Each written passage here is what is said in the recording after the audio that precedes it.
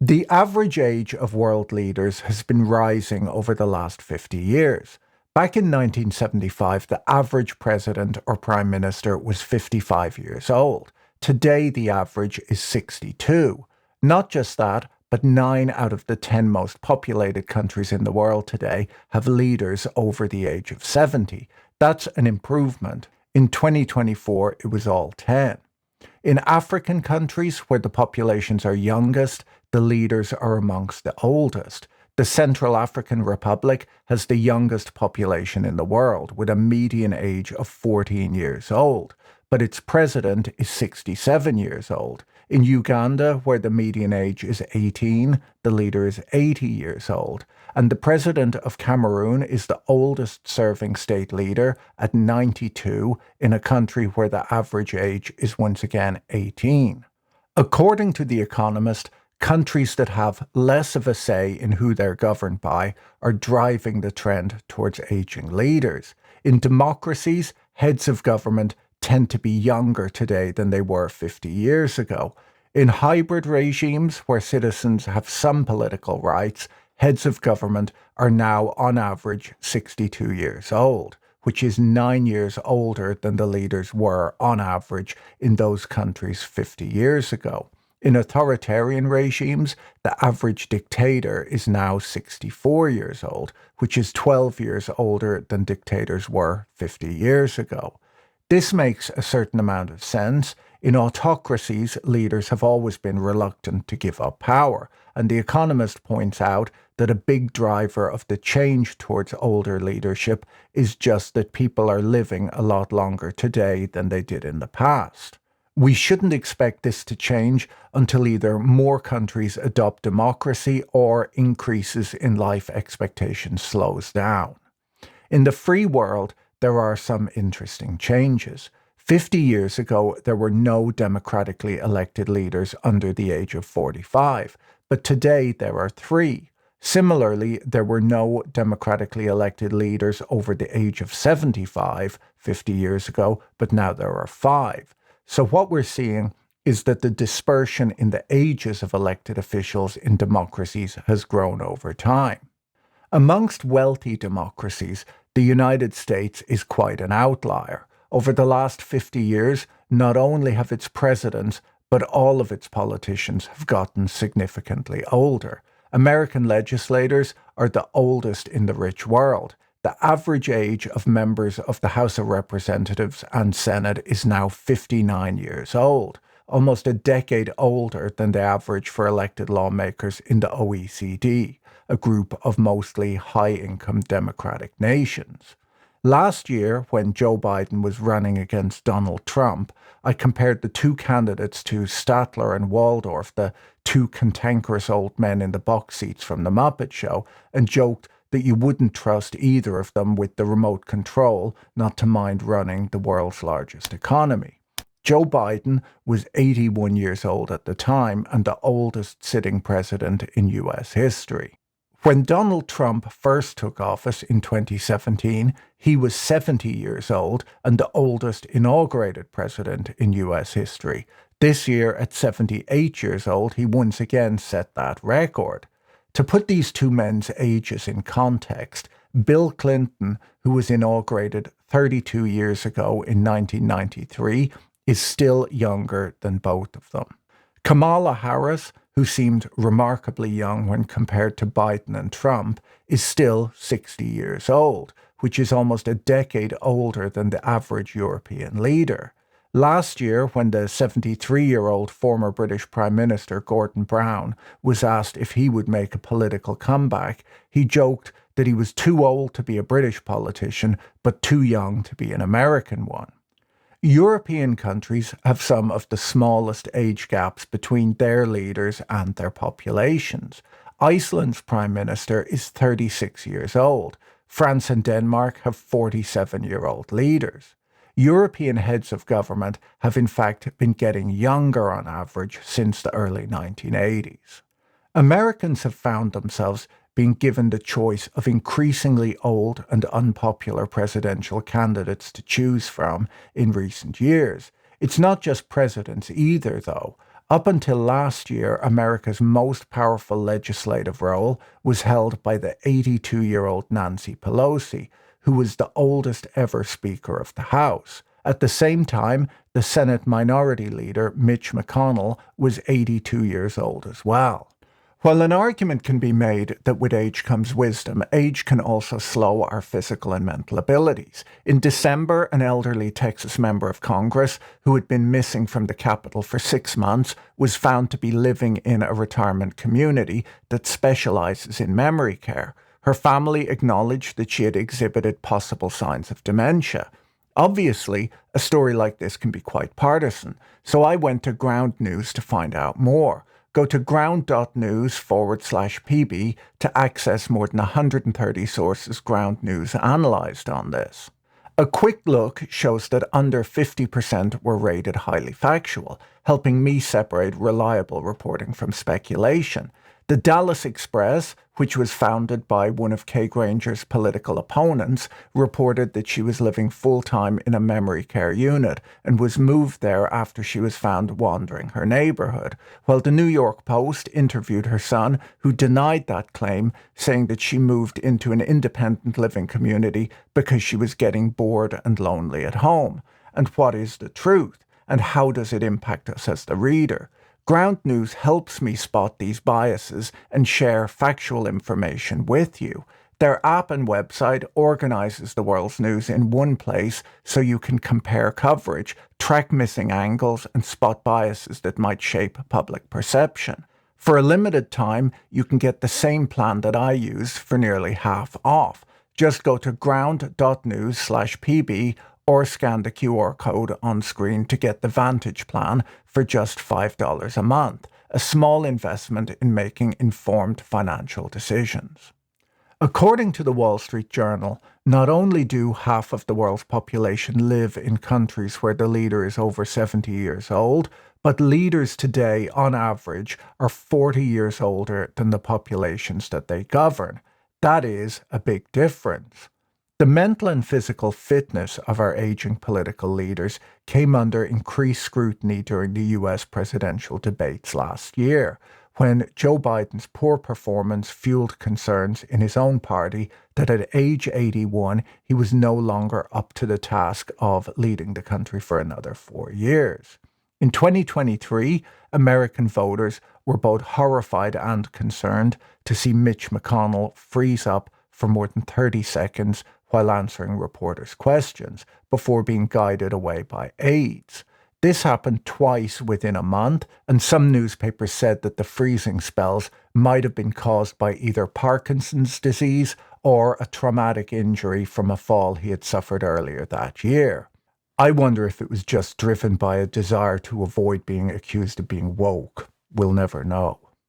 Dianne Feinstein, who died in office at the age of 90, spent the last few years of her life clinging to her Senate seat despite serious concerns about her mental fitness and clear signs of cognitive decline. Concerns over the age of politicians are about more than just their cognitive abilities. They're about their ability to connect with and represent younger generations and to understand the issues that matter most to them. 3 issues that highlight the intergenerational conflicts in recent years are that the young are more worried about the environment than the old are. Young British voters were in favour of staying in the EU, but were outvoted by the old during the Brexit referendum. And during the pandemic, restrictions were imposed on children and young adults to protect the elderly. It could be argued that the age of our leaders is entirely irrelevant. What matters is where they stand on important policy issues. After all, older politicians can be expected to take the needs of the young into account as they care about the welfare of their children and grandchildren. German academics found, after analysing 24 years of voting behaviour in Bavaria, that old and young elected officials had very different policy priorities. Young councillors, on average, allocated more funding to social spending, in particular to public childcare.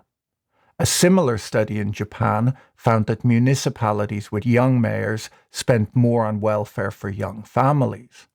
While politicians might mean well, maybe it's just natural to make decisions that work best for people like you.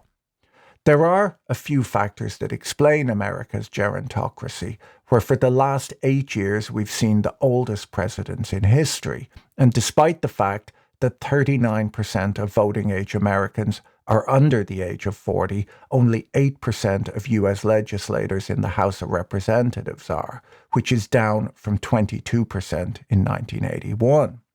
The most obvious reason for aging politicians is the increase in life expectancy, particularly amongst wealthy Americans. When you combine this with the decline in birth rates, it means that leaders on average are getting older, much like the populations they govern. Before running for president, most candidates start out as congressmen, senators, governors, or in recent years, game show hosts. The fact that these feeder roles are all aging means that the only people qualified to run for president are quite old too. While this might explain why elected officials are getting older on average, it doesn't explain politicians like Feinstein, McConnell, and Biden clinging on to office well into their 80s while showing signs of cognitive decline. And it doesn't really explain why roughly a quarter of Congress is made up of members who are over 70 years old. If voters want to elect the elderly, they should be able to, but most Americans, it seems, don't really get a choice. Congressional elections have grown less and less competitive over time. In recent years, most House races have been won by a 10-point margin or higher, according to Vox. In 2018, only 44 out of the 435 congressional districts were considered toss-ups, and in 2022, it was even lower, with just 36 House elections being considered competitive. That year, 98% of incumbents won re-election. The incumbent re-election rate in the House of Representatives, you might be surprised to hear, has never fallen below 85% over the last 60 years. What this tells you is that the only competitive campaign most US politicians have ever run in their entire political careers was their first primary. After that, their seats are safe. According to a paper from the Brookings Institute, journalists tend to ignore political primaries, but primaries, they say, are key to understanding factions in American political parties. As competition declined over the years, the average age of congressional members rose. So what's causing this decline in competitiveness? Well, incumbents have a huge advantage in the two-party US system, as incumbents are well known and have access to big donor bases. They've strong relationships in both Washington and in their home states. They've experienced staff who know how to run a campaign, and they have name recognition. Over time, it's become more and more expensive to run an election campaign, and incumbents are simply better able to raise the sums of money necessary. This is the case in countries like Japan and South Korea too, and for that reason, their governments have been aging just like in the United States. Two big advantages for incumbent politicians in the United States are the increased polarization of American voters, where they vote down party lines no matter what, and gerrymandering, where lawmakers draw up congressional districts to benefit one party or the other. Another reason that reduces the influence of young voters is that while they might have strong political opinions, they often don't vote. In a survey across 33 countries, 44% of young adults between the ages of 18 and 29 said that they always voted, compared to 60% of the entire population. Studies do show, however, that young voters are more likely to vote in elections when a young candidate is running against an older one. Otherwise, they're simply less interested. Every democracy around the world sets a minimum age for holding office. In France, once you're 18, you can run for president, while in Italy, you have to be at least 50, even though the role of president in Italy is mostly ceremonial. All of the age limits, however, are minimums. No country sets an upper age limit for high office. A 2023 poll showed that nearly 3/4 of Americans favor an age limit for elected officials, with 77% saying that Biden and Trump are too old to serve effectively.